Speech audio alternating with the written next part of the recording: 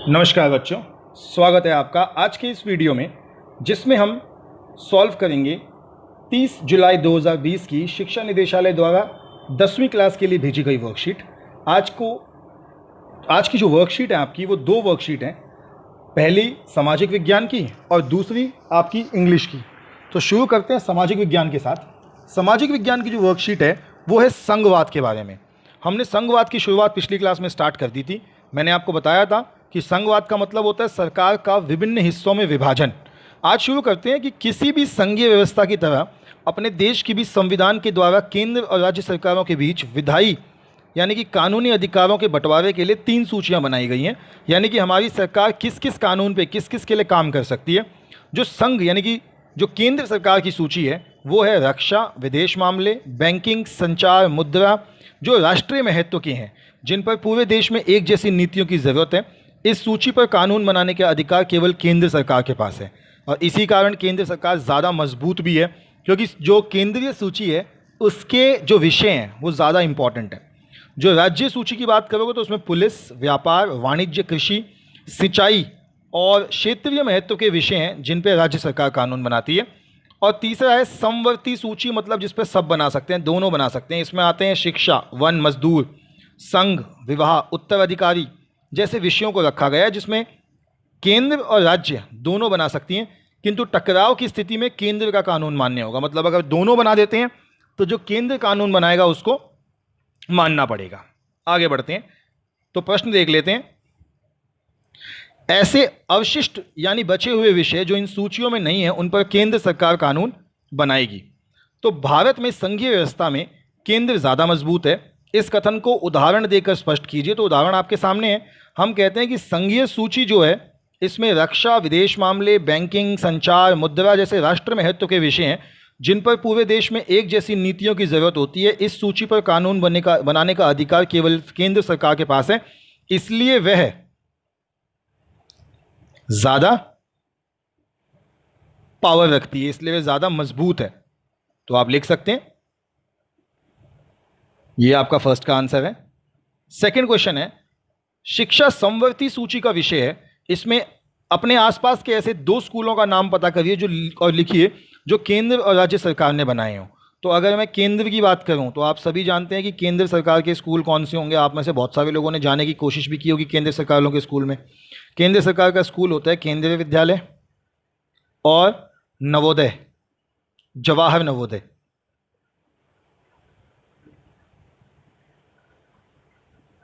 जवाहर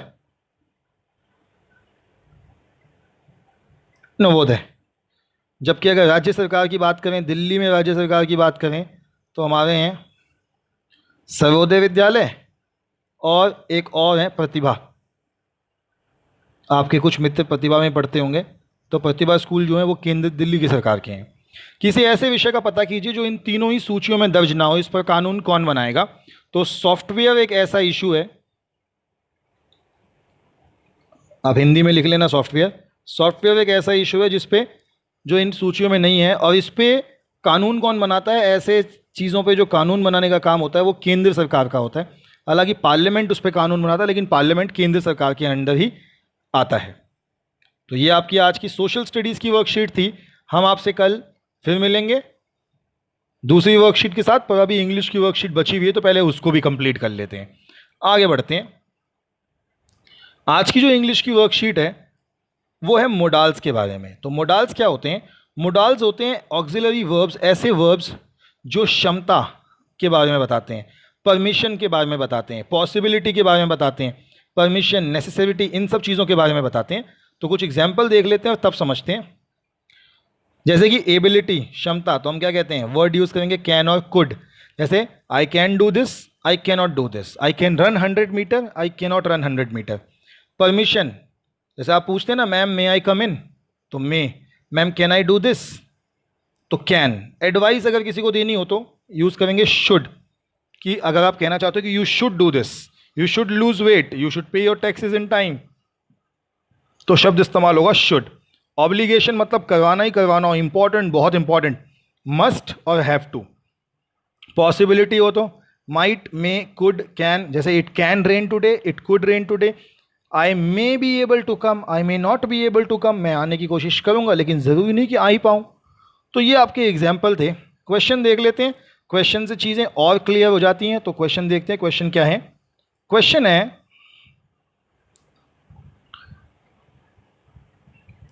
पहला है one dash, तो यहां पे आएगा long walk to freedom as it represents the real victory against the apartheid Taiwanian colonialism. मतलब इंपॉर्टेंट चीज है तो हम लिखेंगे should, one should read long walk to freedom, हम किसी को पढ़नी चाहिए long walk to freedom.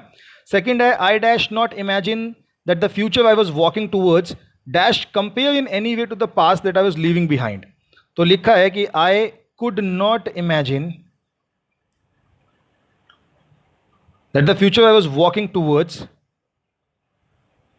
could compare, दोनों बार ही could आएगा, could compare in any way to the past that I was leaving behind.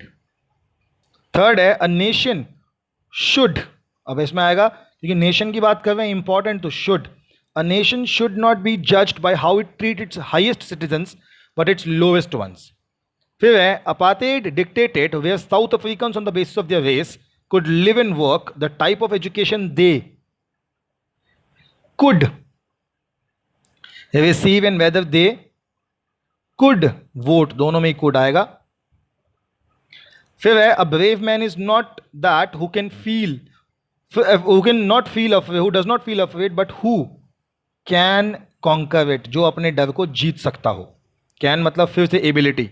Even though today's world stimulates a different form of slavery, Mandela showed us that we must, क्योंकि हमें लड़ना चाहिए तो we must fight for justice। चलिए इसको note down कर लीजिए, फिर हम आगे बढ़ेंगे। चलिए आपने नोट डाउन कर लिया होगा। फिर ये ऊपर वाले तो दो कर चुके हैं हम, यहां से शुरू करते हैं इस वाले से। There dash be no discrimination, यानी कि देयर शुड, डिस्क्रिमिनेशन की बात कर रहा है, छुआछूत की बात कर रहा है, तो शुड आएगा। There should be no discrimination on the basis of their colour, caste, race, age और gender in the society. Although it may seem difficult to understand, ये कोई blank नहीं है। People should stand up because even in 21st century we face different form of stereotypes, racism and cultural intolerance, तो may आएगा। अगला है strong convictions are the secret of surviving deprivation, your spirit can be full even when your stomach is empty। next है people dash learn to hate, तो है people must, तो यहां पर आएगा must। People must learn to hate if they can learn to hate, they can be taught to love, for love comes naturally to those human beings, then it is human heart, then its opposite। तो ये आपकी हो गई आज की English की worksheet भी पूरी। तो बच्चों आपसे कल फिर मिलेंगे कल की वर्कशीट के साथ, जो कि होंगी मैथ्स की, साइंस की और हिंदी की। और मैथ्स की वर्कशीट का कल फिर दोबारा डिटेल्ड सॉल्यूशन देखेंगे, कोशिश करेंगे कि आपको कल के क्वेश्चन सारे समझ में आ जाएं। तब तक के लिए बच्चों स्टे हेल्दी, स्टे सेफ।